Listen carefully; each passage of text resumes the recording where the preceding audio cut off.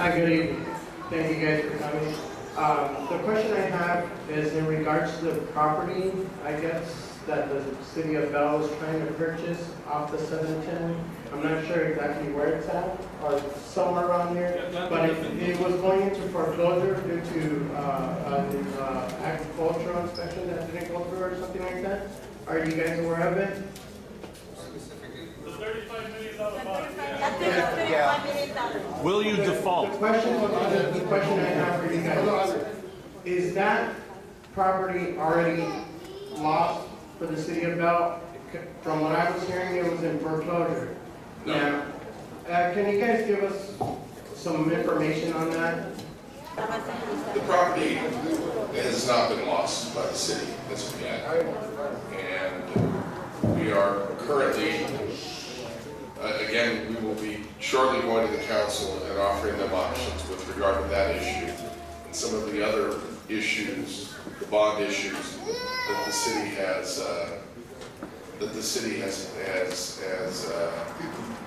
had over the last few years. That's a difficult transaction. It was what's known as a private placement with Dexia Bank, and we're going to provide them the options on where we think that can go. Thank you for your question. Yes, on that bond that is due November 1st, roughly $30 million plus, which the city apparently doesn't have. If you are going to renegotiate that versus default or do some other derivative instruments to extend it in some other fashion, will you give the citizens time to look at what that deal is, to see what the legalese is of that, before you encumber them with another agreement? The short answer, sir, is yes, we will. The longer answer is, what we're trying to do is, when we did this at the last meeting in August, the last regular meeting, we posted the agenda on the website.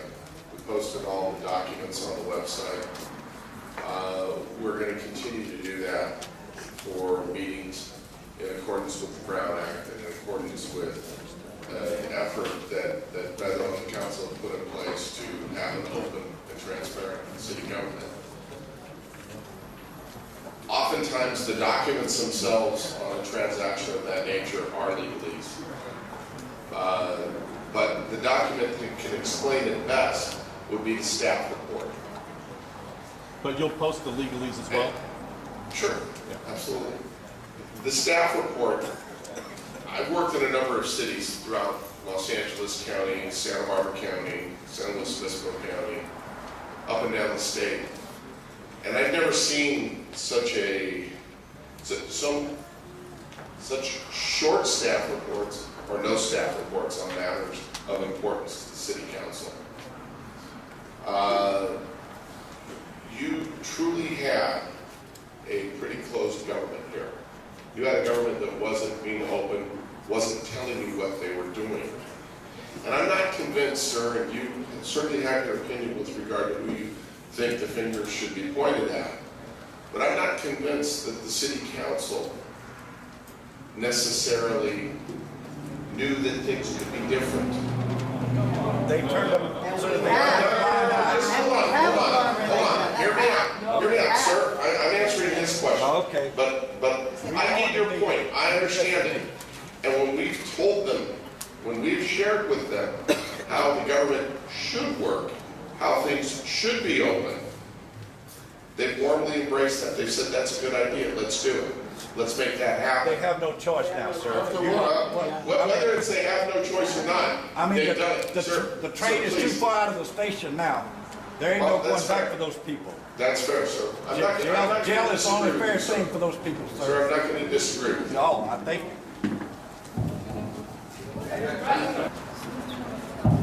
Okay, Mr. Carrillo, Mr. Casso, thank you for coming tonight. First of all, John keeps saying that you're going to tell the council members, advise them. We don't have any confidence in them. We want them out. That's what we want. Even if you tell them, oh yeah, you can sweep everything under the rug, we still want them out. We don't have any confidence in them. They're incompetent. You're telling us instead of that, oh, they didn't know, or this or that. They're incompetent. That's being incompetent. That's what we're doing now.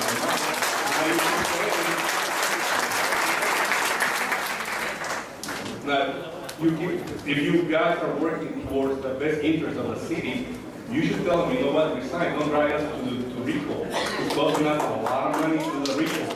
So you should really advise them, you know what, quit. We're not confident of them. You know, even if it's not, oh yeah, you know, we can do A, B, C. We're not confident in their decision. We're not confident at all. And the second thing, is there any way maybe we can get the county involved instead of you guys telling them what to do? Maybe some another higher entity?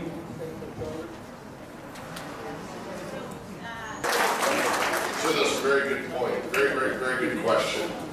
And your points are well taken. Unfortunately, we have to, or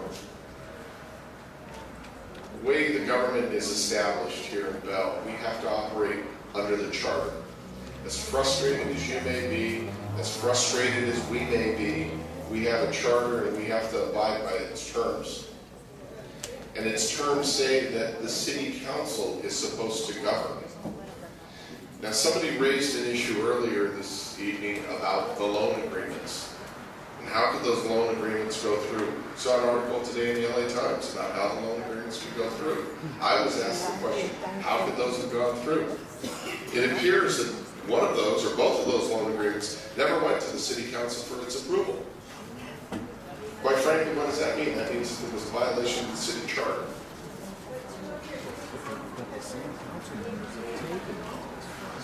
You're right.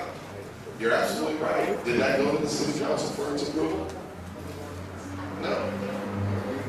My point being is that we had all these wrongs in the past where the charter was essentially swept under the rug.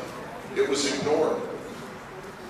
And if we're going to restore order, if we're going to restore the way that this city needs to be governed under its laws, under its charter, then we have to abide by that charter. As frustrating as you may be by that, sir, and I certainly appreciate your frustration, we have that obligation. We have to work with the cards we're dealt at this point.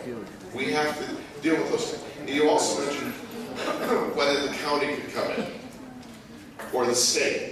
Somebody mentioned the state controller. Or the federal. Or the feds. Actually, because you're a charter city, that's highly unlikely, if not impossible at this point. So what happens if the council members, they don't know what they're doing? What happens? We're stopping them?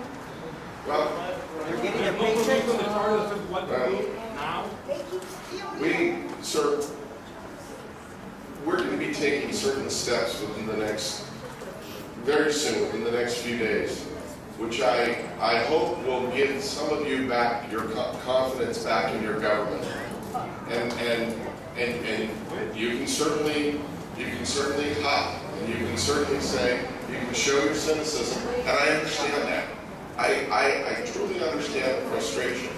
But we believe that we're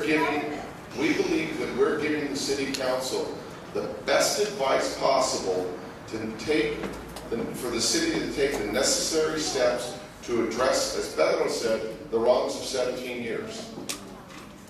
And as much as I wish I could snap my finger and make it all better right here and now, I can't do that.